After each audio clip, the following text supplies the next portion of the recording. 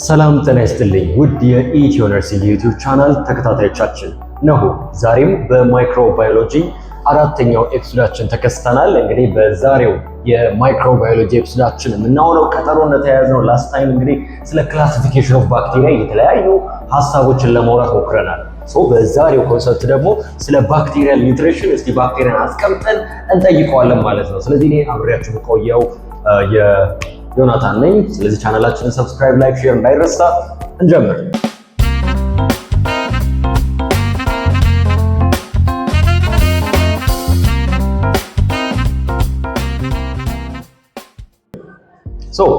ዛሬ እንግዲህ ባክቴሪያን እስቲ እናስቀምጠውና የአመጋገብ ሁኔታውን፣ ምን አይነት ኤነርጂ ሶርስ ይጠቀማል፣ ምን አይነት ባክቴሪያዎች አሉ፣ እድገቱንና የእድገቱ ላይ ያሉ የሚገኙ ደግሞ መሰረታዊ የሚባሉ ፌዞችን ከኔ ጋር እንቆያለን ማለት ነው።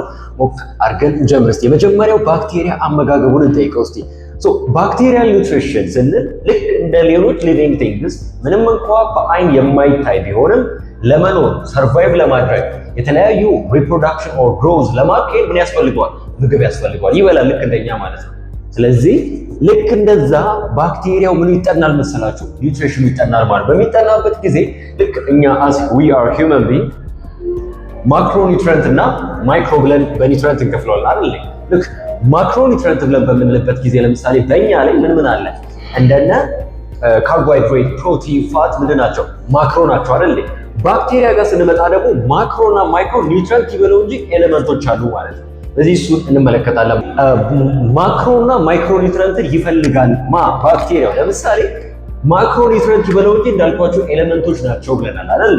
ለምሳሌ እንደ ካርበን፣ ሃይድሮጅን፣ ኦክሲጅን፣ ናይትሮጅን እና ማግኔዚየም እና የመሳሰሉትን በብዛት ላርጅ አማውንት ይፈልጋል ባክቴሪያ ምን ለማድረግ? ሰርቫይቭ ለማድረግ የተለያዩ ሪፕሮዳክሽን እና ሴሉላር አክቲቪቲዎችን ለመከወን እነዚህ ማክሮ ኒውትሪየንቶች ይፈልጋል ማለት ነው። አነስ ባለ መጠን ደግሞ ለምሳሌ እኛ እንደ ሰውኛ ስንመጣ ማይነር የምንላቸው እንደነ ቫይታሚን፣ ሚኒራል ምን ናቸው?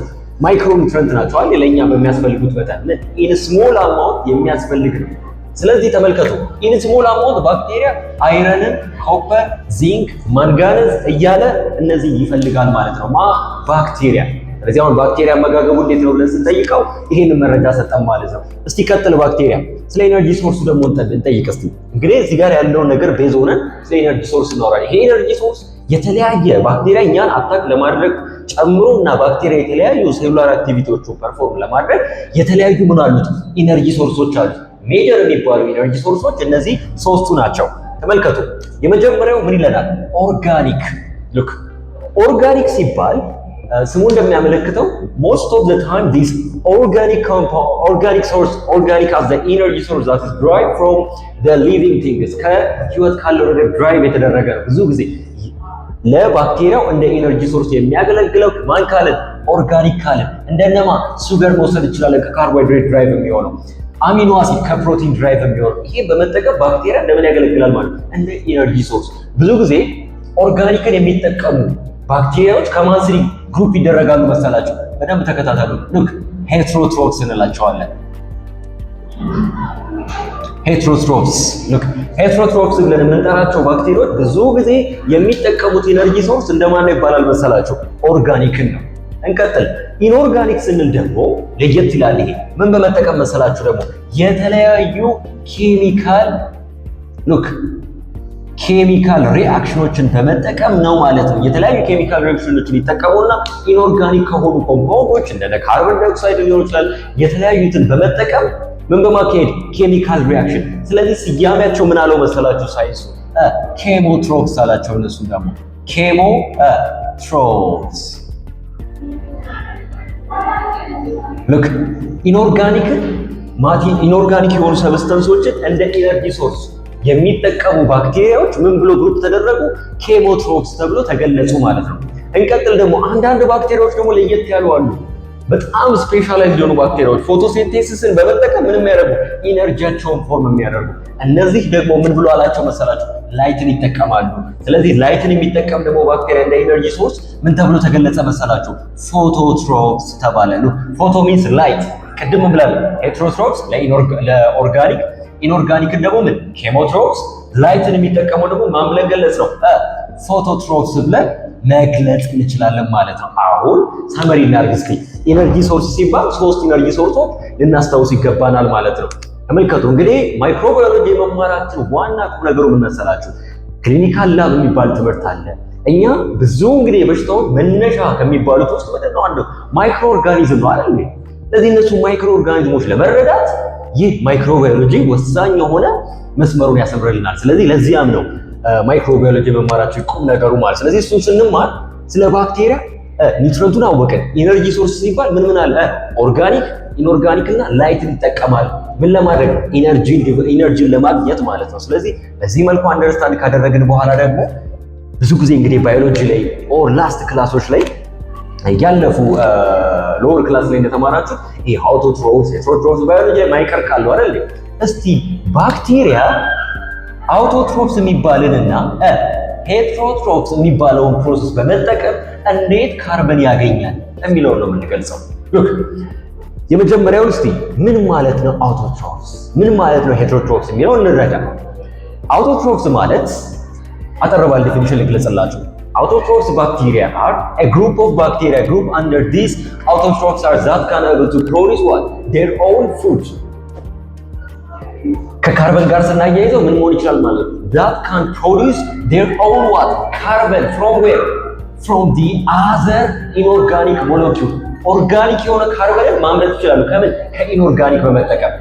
ምን አይፈልጉም እነዚህ ባክቴሪያዎች መሰሏቸው? እነዚህ አውቶትሮፍስ ብለን የምንጠራቸው ባክቴሪያዎች does not need other ኦርጋኒክ የሆነ ሞለኪውል ሶርስ አይፈልጉም። በራሳቸው ምን ማድረግ ይችላሉ? ኦርጋኒክ የሆነ ካርበንን ለማምረት ይችላሉ ማለት ነው። እነዚህ ባክቴሪያዎች ምን ተባሉ? አውቶትሮፍስ ተባሉ። ከምን? ከኢንኦርጋኒክ በመጠቀም። ስለዚህ አውቶትሮፍስ ስንል በራሳቸው ማዘጋጀት የሚችሉ ከካርበን ጋር ስናያይዝ ካርበንን የካርበን ሞለኪውልን ማዘጋጀት የሚችሉ ምን? ከሌላ ኢንኦርጋኒክ ከሆነ ሶርስ ተጠቅመው። ለምሳሌ የኢንኦርጋኒክ ሶርስ ማን ሊሆን ይችላል መሰላችሁ? ለምሳሌ ካርበን ዳይኦክሳይድን ውሰዱት። ይህ ካርበን ዳይኦክሳይድ ኢንኦርጋኒክ ነው አይደል? ይህንን በመጠቀም ኦርጋኒክ የሆነውን ፎርም መፍጠር ይችላል። እንዲህ ከሆነ ምን ይባላል? አውቶትሮፍስ። ይህ አውቶትሮፍስ ደግሞ በሁለት አይነት ይገለጻል። ታይፑ ጋር በምንመጣበት ጊዜ ምን መሰላችሁ? ፎቶ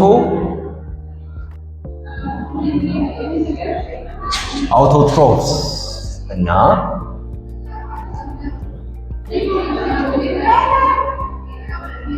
ኬሞ አውቶትሮፍስ። ሉክ አጠር ለማድረግ ነው እንግዲህ ጊዜ ለመቆጠብ ነው። እዚህ ባጭሩ ነው። በደንብ እየተከታተላችሁ ከሆነ ግራ ይላችሁ። ተመልከቱ፣ በሁለት ከፈል ነው። ማንን? አውቶትሮፍስ። አሁን አውቶትሮፍስ ሲባል በራሱ ማዘጋጀት የሚችል ምንን? ካርበንን የሚያዘጋጀው ላይትን በመጠቀም ካርበን ፊክሴሽን የምንለው ፕሮሰስ። ይህ ማለት ካርበን ዳይኦክሳይድ ወደ ሌላ ኦርጋኒክ ሞለኪውል ወደ ምን? ወደ ካርበን ኦር ሌላ ነገር ለመለወጥ የሚጠቀም ከሆነ ምን ተጠቅሙ? ላይትን ምን እንለዋለን? እሱም ፎቶ አውቶትሮፍስ እንለዋለን። ግልጽ ነው።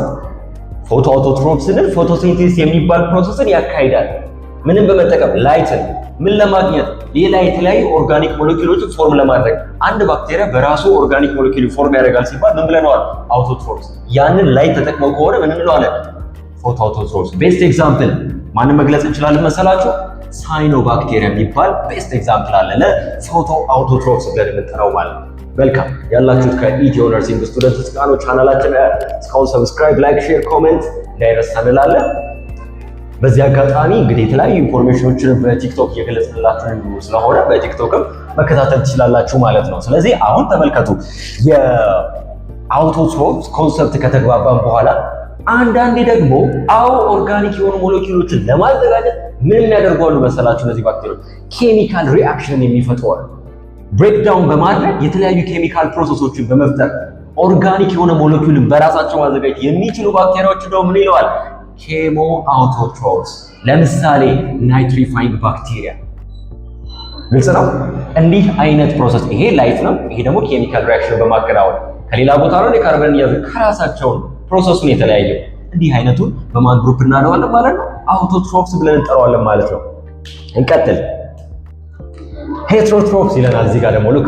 ይህ ደግሞ ድሮ ሳታውቁት ባዮሎጂ ላይ ምንድነው? ምግቡን ማዘጋጀት የማይችል ከባክቴሪያ አንጻር ጋር ስንመጣ ደግሞ በራሱ ምንም ማድረግ የማይችል ነው። ካርበንን ፎርም አድርጎ በራሱ ምን ማድረግ የማይችል ዲቨሎፕ ማድረግ የማይችል ሌላ አዘር ሶርስ ይፈልጋል ማለት ነው። ፍጹም ተቃራኒ ነው ከአውቶትሮፍስ ጋር። እንዲህ አይነቱ ካርበንን ለማግኘት በራሱ ሳይሆን የሚያመርተው እንግዲህ አጀማመራችን ምንድነው? አውቶትሮፍስ versus heterotrophs. How bacteria get carbon by using what? Autotrophs. By using what? Heterotrophs. ስለዚህ ባክቴሪያዎች ሄትሮትሮፕስ ብለን ከምንለው ግሩፕ ውስጥ ኢንክሉድ የምናደርገው ከሆነ በራሱ ምንም ማድረግ አይችልም ማለት ነው። ካርበንን ማዘጋጀት አይችልም። ከዚያ ይልቅ ምንን ፕሮሰስ ይከተላል? ልክ እንደዚያኛው ፎቶ ሄትሮትሮፕስ እና ኬሞ ሄትሮትሮፕስ። ልክ ፎቶ አለ ኬሞ አለ። ታዲያ እንዴት ነው የሚለያዩት ካላችሁ፣ ልክ አዎ ፎቶሲንቴሲስ ያካሂዳል። ነገር ግን ተጨማሪ ኦርጋኒክ የሆነ ሞለኪውልን ምንድነው ከሌላ ነው የሚፈልገው እንጂ በራሱ ምን ያደርጋል? አያዘጋጅም። ፕሮሰሱ ግን በማን ስር ነው የሚካተተው? ፎቶ ሄትሮትሮፕስ። በቃ ሄትሮትሮፕስ የሚለው ቃል አእምሯችሁ ላይ የሚመጣ ከሆነ ኮንሲደር ማድረግ ያለባችሁ በራሱ ኦርጋኒክ ሞለኪውልን ማዘጋጀት የማይችል የሆነ ባክቴሪያ ነው ማለት ነው። በላይት ተጠቅሞ ከሆነ ኬሚካል ሪአክሽን እሱ ፎቶ ሄትሮትሮፕስ እንለዋለን። ላይት ማን ነው ኬሚካል ሪአክሽን ደግሞ የሚያካሂድ ደግሞ ከሆነ ኬሞ ሄትሮትሮፕስ ብሬክ ዳውን ያደርጋል። ምኖች የተለያዩ ሰብስታንሶችን ተጨማሪ ግን ፕላስ ምን ያስፈልገዋል ማለት ነው? ኦርጋኒክ የሆነ ሞለኪውል ከሌላ ቦታ ያስፈልገዋል። ለምን? ሄትሮትሮፕስ እኮ ነው ባክቴሪያው።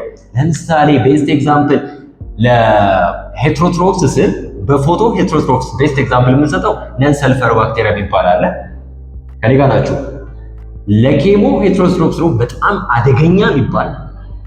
ለሴቶች ዩቲአይ ዩሪነሪ ትራክት ኢንፌክሽን በማስከተል በጣም ፌመስ የሆነ ባክቴሪያ አለ ኢኮላይ ብለን የምንጠራው ማለት። ስለዚህ እሱ ከማን ስር ይካተታል መሰላችሁ?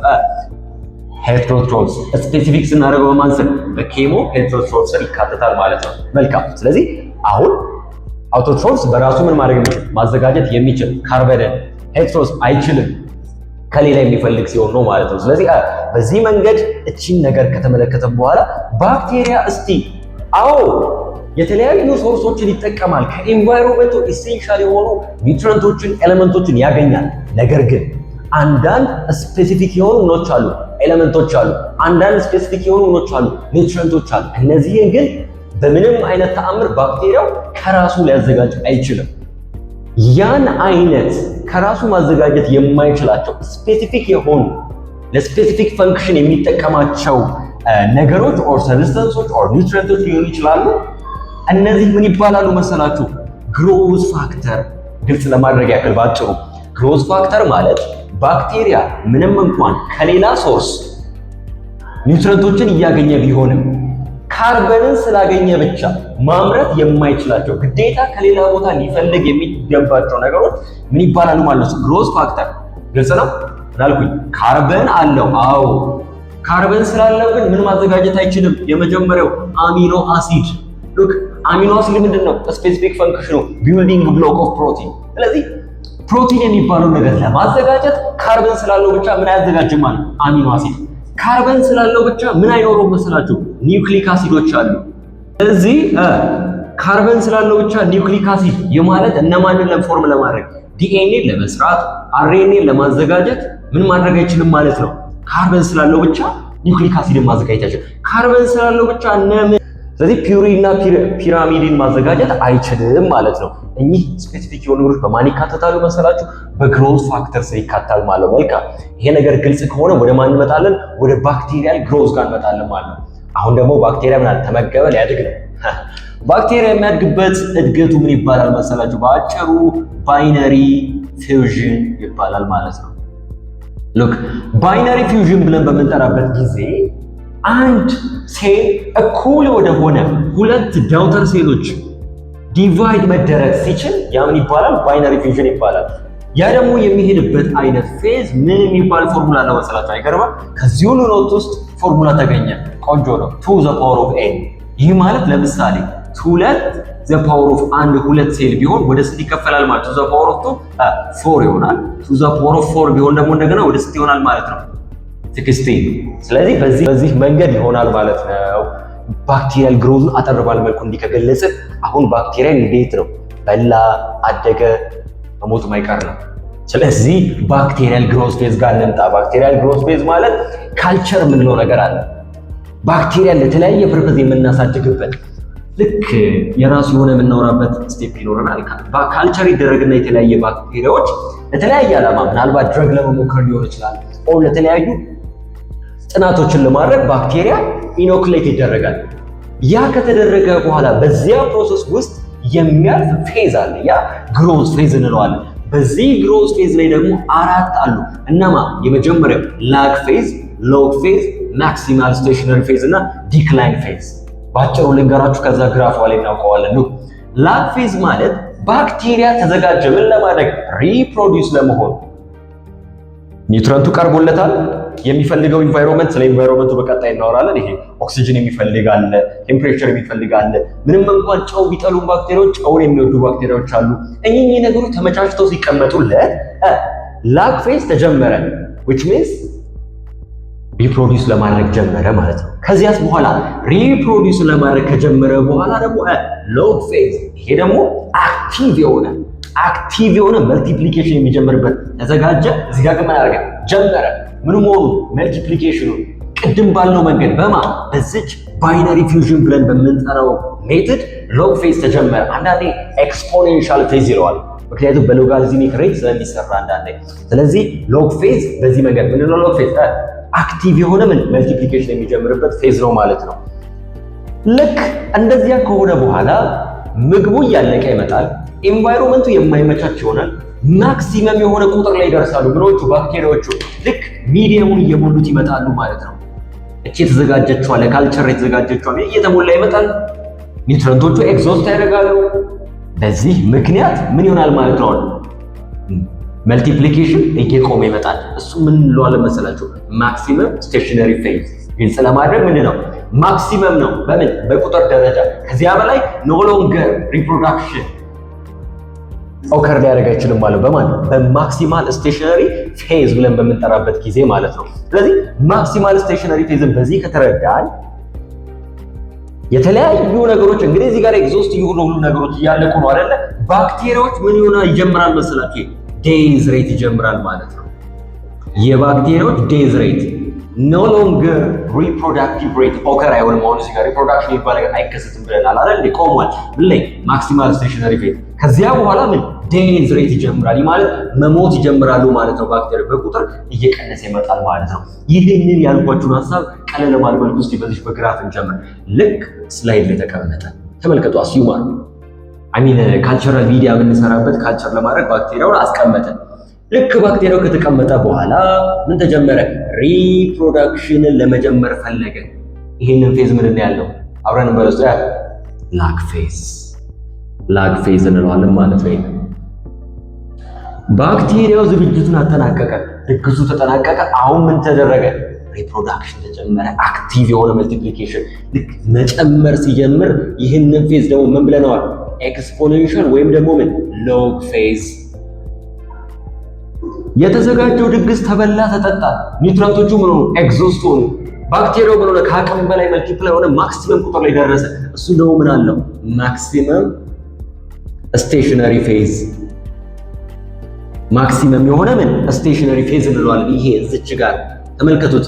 ስቴብል የሆነ ነገር ነው የሚታያቸው አይደል? ምን የለም ማለት ነው? ሪፕሮዳክሽን የለም ማለት ነው። በስተመጨረሻ ምን መሆን ጀመሩ? ዴይዝ ሬት መሞት ሲጀምር ያ ምን ይለዋል ማለት ነው? ዲክላይን ፌዝ ይባላል ማለት ነው። የመጨረሻ እየወረደ የሚሄድበት በግራፉ እንደምትመለከቱት እሱ ዲክላይን ፌዝ ብለን እንጠራዋለን ማለት ነው።